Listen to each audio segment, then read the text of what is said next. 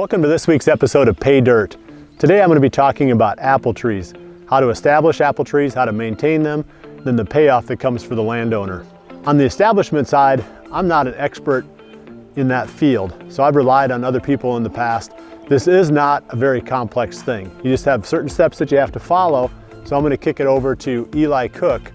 He runs an orchard out east and he knows a lot about apple trees. When is the best time to plant? The best time to plant would be around this time of year.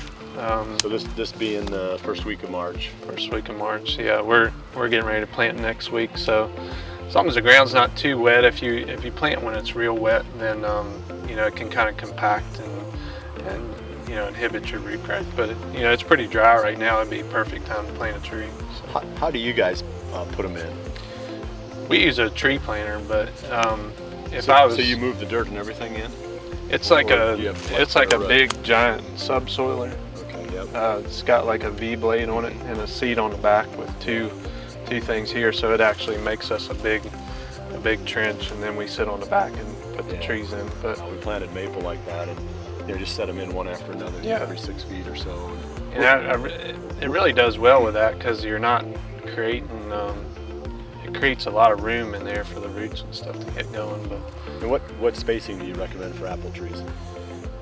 Like the rootstock I recommend is like a bud 118, so you're probably at 12 feet, you know, between trees, and 20 feet between 20 to 22 feet between your drive middles if you're going to leave a place to brush hog and stuff like that. And you did the right thing with the cages there. That's good. And you got to do something to keep those deer from getting in there and rubbing. They'll eat them to pieces. Yeah, they do like to chew on it. They eat the branches and everything. Yeah.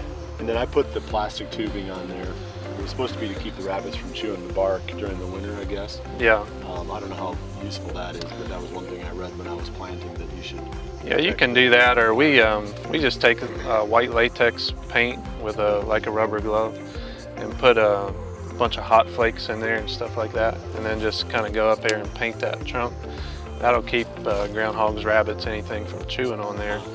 But we sometimes call those groundhog ladders because they can climb right up and get up in there. But so I think I like the white latex paint with the hot pepper flakes. It seems like it works pretty good. I'll be darned. Hey, Slade Priest here with Real Trees United Country Hunting Properties. Today we want to talk about picking your perfect piece of hunting ground. You know, this is a piece of ground we have in northern Missouri, and this is my personal place where I hunt up in North Missouri. And let me tell you why I picked this as my personal place. You know, there's a lot of places and opportunities I've had to hunt all across the country, and let me tell you why I like this farm. This particular farm we call Walnut Ridge. It's in North Missouri in Harrison County, right up here on the Iowa line. So you know, just from the area, it grows giant deer. Okay, one thing off the checklist. Can I grow big deer? Yeah, we're right by southern Iowa. We can grow big deer. Okay, another thing about the area, it is loaded up with crops. They grow beans and corn on this particular farm. And then right back here behind me is a big alfalfa field. So year-round nutrition is not an issue for these deer to get big and hold them here close. All right, another thing that's so important to your piece of ground is water.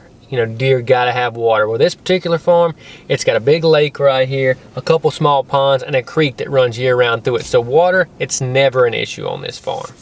Okay, another thing when you pick in your farm is habitat. I'm a bow hunter.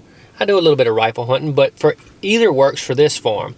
If you look at an aerial map, and you know, it's so easy to get good aerials these days, you can get them on your phone. You know, this track actually has more timber on it than any other surrounding tracks. So in theory, I've got bedding and acorns and places for the deer to get out of the fields, and I got food and water here on the track. So all the ingredients to hold and grow big deer are on this particular farm. You know, another thing we were looking for our perfect piece of hunting ground was a farm that had great hunting and great rate of return on the crops. You know, this farm, it has it. It's got pretty draws you can hunt in between the good rolling crop fields. So good rate of return, good hunting, good habitat, water sources, and good neighbors. That's why we picked this particular farm. I love this place. This is the same tree that Eli Cook started working on in 2016, and then Jesse Randall was here last spring and he worked on this one a little bit too. So it's had a couple of real good experts pruning and shaping this tree, and it did produce a lot of fruit this past fall. I didn't film that, unfortunately, but I did see it, that there was quite a few apple trees or apples on this tree. So I've got to come in and prune this one again. This is a task that you have to do every single year.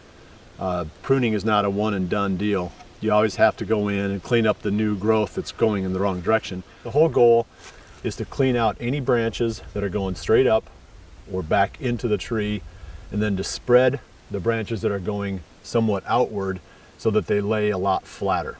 That's the best situation for creating airflow through the tree, getting sunlight into all of the spots where the tree needs to flourish to produce the apples, and then also making the tree structurally stronger to hold a lot of apples. So that's all I'm doing here, is I'm just going to go in, take out anything pointing up, anything pointing in, and then make sure that the branches that we're trying to create as apple bearing branches get spread.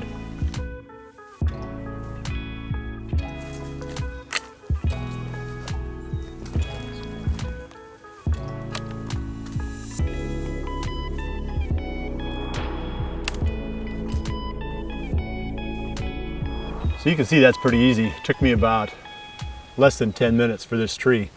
And it had been shaped and it had been worked on a couple of times in the past. So this was more about just the maintenance part of pruning. I was a little bit more aggressive on a few of these branches trying to shape them. I can see one more here I want to get. So the goal is to lay them as flat as you can. You don't have very much going up. I don't really understand that, but I know the guys have said that that makes the tree more stable for bearing the fruit, that will hold more apples if you do it that way. So that's been our goal here, real simple. Anything growing in, we cut out. Anything growing up, we cut out. Then we try to lay any of the bigger branches as flat as we can with these spreaders. This week on Pay Dirt, our featured property comes from Northeast Minnesota. This 300+ acre parcel is an unbelievable hunting and recreational tract. It has a 2-bedroom, 1-bath cabin that sleeps 8. The cabin sits 3/4 of a mile off the road and has its own pond. The track also features its own fire tower with power. You can hunt and watch the big game all from your stand.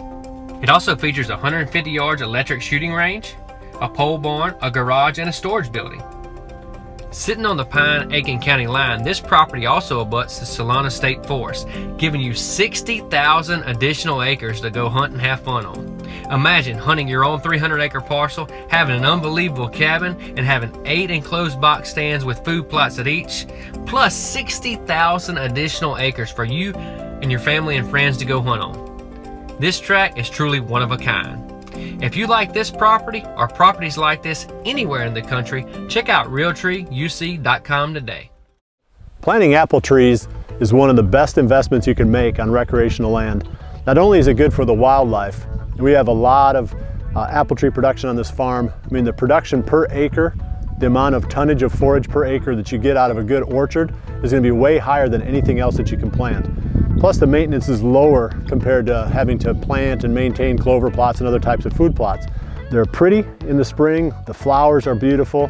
Everything about apple trees lends them to creating value for recreational landowners. So if you've got a few acres that set up well for this, nice south-facing slope, places where the cool air can flow through, that'd be a place to consider creating your own small apple orchard. Thanks for joining us for the first ever episode of Pay Dirt. We're looking forward to touching on a lot of topics that apply to the recreational landowner. Hopefully you can continue to join us throughout the season.